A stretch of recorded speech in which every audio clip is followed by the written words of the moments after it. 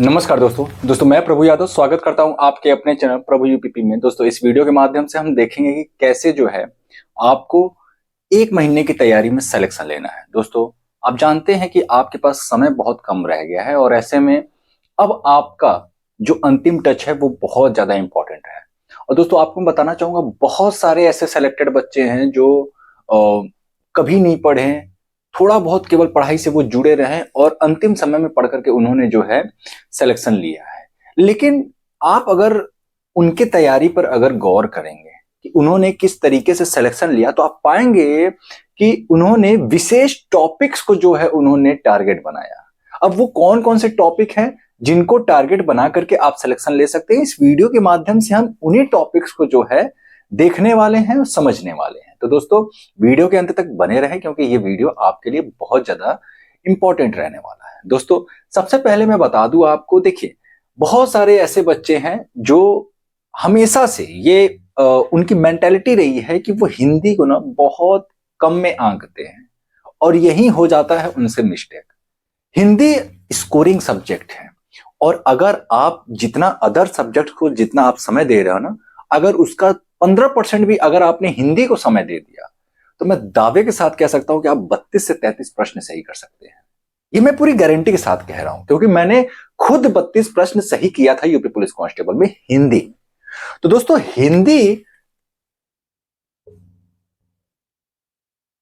हिंदी को आपको बहुत अच्छे तरीके से पढ़ना है। अगर आप मुझसे पूछेंगे कि इसमें सर इंपॉर्टेंट टॉपिक्स बताइए, तो देखिए इसमें इंपॉर्टेंट टॉपिक्स सभी हैं क्योंकि हर एक चैप्टर से प्रश्न आने हैं। अब कौन कौन से चैप्टर्स इंपॉर्टेंट है उसके लिए आप हमारे यूट्यूब चैनल प्रभु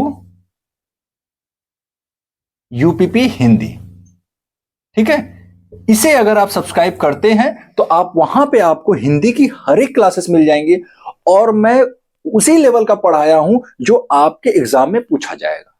मैंने उसमें कुछ भी एक्स्ट्रा जो है मतलब डीप जाकर के बहुत ज्यादा नहीं बताया है, लेकिन उसका जो लेवल है वो आपके कांस्टेबल से थोड़ा सा ऊपर ही रखा है मैंने, कि मान लीजिए अगर बाई चांस अगर कोई क्वेश्चंस अगर थोड़ा सा ऊपर भी है, मतलब थोड़ा डीप भी जाकर के पूछा जाए, तो आप उसका जवाब जो है अच्छे तरीके से दे सके। तो आप खुद जाइए प्रभु यूपीपी हिंदी पर और वहां पे आप चैनल को सब्सक्राइब करें। और सब्सक्राइब करना है नहीं करना है वो बात की बात है, लेकिन आप जाइए वहां पे प्लेलिस्ट में, वहां पे आपको चैप्टर वाइज क्लासेस मिलेंगे और लगभग 15 से 16 क्लासेस हमारी संपन्न हो चुकी हैं। वहां पे आप देखेंगे जब, तो आप पाएंगे कि हर एक वीडियो आपके लिए बहुत ज्यादा इंपॉर्टेंट है। अब दोस्तों जो दूसरा टॉपिक है सिलेक्शन के लिए वो है आपका रीजनिंग। रीजनिंग दोस्तों आपको मैं बता दूं कि एग्जाम पैटर्न में भले ही केवल 37 प्रश्न हो रीजनिंग से, लेकिन आपकी परीक्षा में पूछा जाएगा 55 से 56 प्रश्न। अब 55 से 56 प्रश्न बहुत इंपॉर्टेंट होते हैं दोस्तों। 55 से 56 क्वेश्चन जो है ना इससे पूछे जा रहे हैं, ये बहुत ज्यादा इंपॉर्टेंट है। अब देखिए हमको ये देखना है कि रीजनिंग में बच्चे गलती कहां करते हैं। अगर श्रृंखला वाले प्रश्न आ गए, ठीक है, मतलब सीरीज वाले प्रश्न आ गए, उसे आप लोग कर ले जाओगे। फिगर वाले जो क्वेश्चंस है उसे भी आप कर ले जाओगे, ठीक है। फिगर कई प्रकार के होते हैं। एक होता है कि आपका कागज को मोड़ करके उसको इस तरीके से काटा जाता है कि खुलने के बाद उसका आकार किस प्रकार से होता है। एक क्वेश्चन इस तरीके से आता है कि इनमें से कौन भिन्न है। एक क्वेश्चन इस प्रकार से आता है कि दर्पण अगर कोई फिगर है उसके सामने ऊर्ध्वाधर तरीके से दर्पण रखा जाए तो उसके जस्ट अपोजिट साइड किस तरीके से फिगर बनेगा। एक क्वेश्चन फिगर वाले में इस तरीके से आता है कि अगर दर्पण या फिर जल, अगर दर्पण को आप नीचे लेटा करके अगर रख रहे हो जमीन पर, वो उसका जो प्रतिबिंब बनेगा वो बिल्कुल जल वाला ही प्रतिबिंब बनता है, ठीक है। तो इस तरीके से भी प्रश्न आते हैं। फिगर से कम आपके 5 प्रश्न होंगे। कितने प्रश्न होंगे? फिगर से कम आपके 5 प्रश्न होंगे। और इसके अलावा आपका कथन निष्कर्ष से 4 प्रश्न, अनिवार्य रूप से 4 से 5 प्रश्न आराम से आपकी परीक्षा में पूछा जाएगा कथन निष्कर्ष से, ठीक है, न्याय निगमन जिसे आप कहते हैं। इसके अलावा जो है कि बात करें तो आपके जो पासा है, कैलेंडर है, ठीक है, क्लॉक है, ये जो हमारे टॉपिक्स है ना, बच्चे यहां गलती करते हैं। क्लॉक में बहुत गलती करते हैं, कैलेंडर में बहुत गलती करते हैं, पासा में बहुत गलती करते हैं, जबकि इसमें केवल चीजों को समझना है, पकड़ना है बहुत बारीकी से और बहुत हार्ड नहीं है, ये बहुत आसान से चैप्टर्स हैं, लेकिन बच्चे चूंकि जो पहली बार तैयारी करते हैं या फिर जो नए नए तैयारी से जुड़े हुए हैं, उनको जो है थोड़ा सा ये देख करके लगता है कि बहुत हार्ड है, जबकि ऐसा कुछ नहीं होता। ठीक है, तो ये कुछ चैप्टर्स के मैंने जो नाम बताया आपको, इसको बहुत अच्छे से तैयार करना है, क्योंकि यही बच्चे प्रश्न गलती करते हैं। जैसे न्याय निगमन वाले हो गए 4-5 प्रश्न, इसमें बहुत गलती करते हैं बच्चे। इसके अलावा आपका क्लॉक हो गया, कैलेंडर हो गया, पासा हो गया। ठीक है, अब ये जो आपकी रीजनिंग की क्लासेस हैं अभी मैं नहीं ले पा रहा हूं, लेकिन हमारी मैराथन क्लासेस चलेंगी रीजनिंग की। ठीक है ना, चलिए ये हमारा रीजनिंग समाप्त होता है। अगला टॉपिक आप जानते हैं कि मैथ जो है, जिससे कि 38 प्रश्न आने होते हैं, लेकिन इससे कितने प्रश्न आते हैं दोस्तों, तो 18 क्वेश्चन से लेकर के 20 क्वेश्चन तक केवल इतने ही पूछे जाते हैं। अगर आप जेल वार्डन फायरमैन का अगर आप उठाएंगे पेपर, तो आप पाएंगे कि 2020 में जो एग्जाम हुआ था, इससे तकरीबन केवल 10 से 12 प्रश्न पूछे गए थे, केवल 10 से 12 प्रश्न। अब मैं आपको बताना चाहूंगा कि ये जो आप मैथ देख रहे हो ना, इसमें भी आपको थोड़ी स्ट्रेटेजी बनानी पड़ेगी। जैसे बहुत सारे बच्चे हैं कि उनका मैथ बहुत वीक है, तो आप क्या करो, सबसे पहले आप जो है सरलीकरण वाले सारे प्रश्न लगा लो। ठीक, उसके बाद आप जो है प्रतिशत लगा लो। ठीक है, उसके बाद आप जो है वर्गमूल, है ना, वर्गमूल घनमूल, ये वाले चैप्टर्स लगा लो। या फिर आगे बढ़ते हुए आप लाभ हानि, लाभ हानि। ठीक, जब आप प्रतिशत को अच्छे से पढ़ेंगे तो आपका लाभ हानि और प्रतिशत से रिलेटेड जितने भी चैप्टर्स होंगे, ठीक है ना, प्रतिशत से रिलेटेड जितने भी चैप्टर्स होंगे, जैसे अगला लाभ हानि तो आता ही है, लाभ हानि बट्टा भी इसी में आ गया।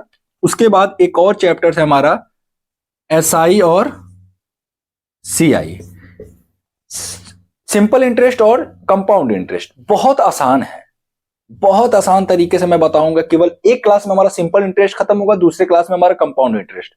बहुत आसान तरीके से मैं बताऊंगा, टेंशन मत लीजिए, सारी क्लासेस होंगी। थोड़ा सा मुझे अभी समय नहीं मिल पा रहा, इस वजह से नहीं ले पा रहा हूं, लेकिन ये दोनों ही क्लासेस होंगी हमारी। और मैं बता दूं, ये जो चैप्टर्स हैं बहुत महत्वपूर्ण है। अगर आप चाल दूरी समय नहीं करना चाहते हो, कोई बात नहीं, उसके बेसिक क्वेश्चंस को आप लोग केवल कर लीजिए।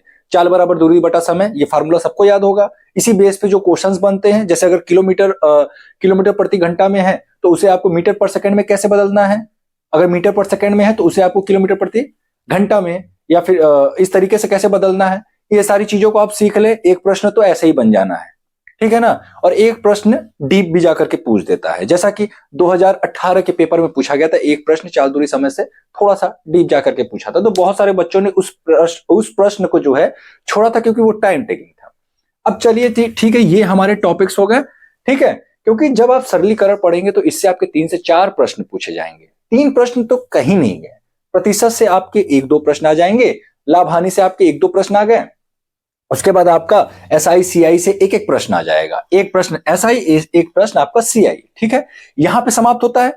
अब आपको अगला चैप्टर पढ़ना है औसत। अगला चैप्टर क्या पढ़ना है? औसत। औसत बहुत आसान है, पदों की संख्या बटा पदों का योग, ठीक है। पदों का योग बटे पदों की संख्या क्या होता है? पदों की योग बटे पदों की संख्या, है ना। तो औसत हमने पढ़ लिया। औसत पढ़ने के बाद जब आप डीआई की प्रश्न लगाओगे, ठीक है, जब आप औसत और परसेंटेज ये दोनों चैप्टर्स पढ़ने के बाद जब आप डीआई से, डाटा इंटरप्रिटेशन से, जब आप ये क्वेश्चन जब लगाओगे ना, इससे 5 क्वेश्चन पूछे जाते हैं, 5 क्वेश्चन आएंगे डीआई के। और ये 5 क्वेश्चन बहुत महत्वपूर्ण होते हैं, बहुत आसान से होते हैं। अगर मेरा परसेंटेज का जो मैंने क्लास लिया हुआ है, अगर बच्चे अगर उस क्लास को जाकर के आप सभी अगर देख लेते हैं ना, तो आपका जो है प्रतिशत और औसत दोनों का क्लास मैंने लिया हुआ है, दोनों ही शानदार तरीके से मैंने बताया हुआ है, आप जाकर के देखे उसे, ठीक है। तो डीआई के प्रश्न जो होते हैं उसमें इस तरीके से प्रश्न पूछा जाता है कि इस वर्ष इतनी आय हुई, इस वर्ष इतनी हुई, तो बताइए दोनों के बीच में पहले वर्ष की अपेक्षा में कितना बढ़ोतरी हुई, है ना। दूसरे वर्ष में जो आय में जो वृद्धि या कमी हुई, परसेंटेज में पूछ देगा कि पहले वर्ष की अपेक्षा कितनी हुई। इसी टाइप से प्रश्न पूछे जाते हैं, जो कि बहुत आसान होते हैं। जिन बच्चों ने मेरा प्रतिशत का क्लास देखा होगा वो कर ले जाएंगे। चलिए, यहां पे हमारा मैथ का हो जाता है। और लगभग ये जब आप टोटल जब आप कैलकुलेट करेंगे ना, आपका 12-13 प्रश्न कहीं नहीं गया, 13 से 14 प्रश्न। और 13 से 14 प्रश्न अगर आप 18-20 क्वेश्चन में से लगा रहे हो, बहुत अच्छा स्कोर माना जाएगा मैथ में उन बच्चों के लिए जिनका मैथ वीक है। चलिए अगला है हमारा जीएस। अब जीएस में देखिए, जीएस में आपको इतिहास, ठीक है, इतिहास पढ़ना है। अब इतिहास के टॉपिक्स को मैं बता देता हूं। इतिहास आपको प्रारंभ करना है सिंधु घाटी सभ्यता से। सिंधु घाटी सभ्यता मतलब वही हड़प्पा वगैरह ये सब आप पढ़ लिए, सिंधु घाटी सभ्यता। उसके बाद आपको जाना है वैदिक सभ्यता, उसके बाद बौद्ध धर्म, जैन धर्म, यहां तक पढ़ लिया। उसके बाद आपको जाना है मगध साम्राज्य में। मगध साम्राज्य में आपको वहां पे थोड़ा सा पढ़ लेना है। वहां पे आपको जो है जो मौर्य साम्राज्य है बहुत अच्छे से देखना है। चंद्रगुप्त मौर्य, बिंदुसार और अशोक, ये जो तीनों हैं इंपॉर्टेंट है। बिंदुसार का तो बहुत ज्यादा उनका नहीं है उल्लेख और ना ही बहुत ज्यादा उन्होंने युद्ध वगैरह लड़ा था, ठीक है, लेकिन ये जो चंद्रगुप्त मौर्य और आपके अशोक है इनको बहुत अच्छे से देखना है। यहां पे आपका प्राचीन लगभग समाप्त हो जाएगा, ठीक है। उसके बाद आप मध्यकालीन इतिहास में आइए। मध्यकालीन इतिहास में आपको दिल्ली सल्तनत बहुत अच्छे से देखना है। दिल्ली सल्तनत में चार पांच वंशज हैं, उसको आपको बहुत अच्छे से देखना है। उसके बाद आपको मुगल साम्राज्य में जाना है। मुगल साम्राज्य में आपको जो है मुगल साम्राज्य में जाते ही आपको बिल्कुल कुछ आप बाबर से प्रारंभ करेंगे। बाबर के बाद आपका जो है हुमायूं है। हुमायूं के बाद आपके अकबर हैं। अकबर के बाद इस तरीके से आपको पढ़ते पढ़ते पढ़ते पढ़ते जाना है। और जहांगीर है, जहांगीर के बाद शाहजहां है। इस तरीके से आगे जब बढ़ेंगे तो आपके औरंगजेब एक आते हैं, वो बहुत इंपॉर्टेंट है भैया, औरंगजेब, ठीक है। वहां तक आपको पढ़ना है। ये जो मैंने शासकों के नाम बताए मुगल साम्राज्य में, यहां पढ़ने के बाद आपको मध्यकालीन वहीं छोड़ देना है, ठीक है।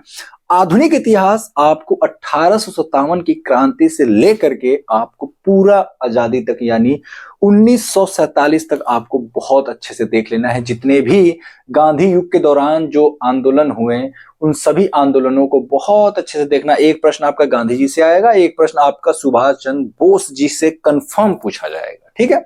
तो ये आपके रहे इतिहास के टॉपिक। और संविधान, चूंकि मेरा मैराथन क्लास आ रहा है और मैंने 2 क्लास में अनुच्छेद 1 से लेकर के अनुच्छेद 151 तक मैंने कंप्लीट कराया है।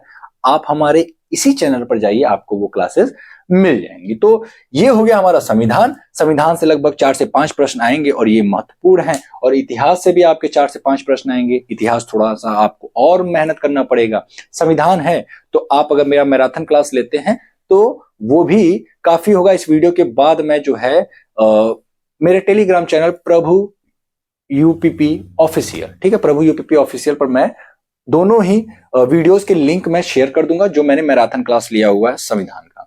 इसके बाद आपको भारत का भूगोल, भारत का भूगोल अच्छे से पढ़ लेना है। उसके बाद आपको पढ़ना है यूपी स्पेशल। यूपी स्पेशल का मेरी 14 से 15 क्लासेस है, उसे भी आप देख लीजिएगा प्लेलिस्ट में जाकर के।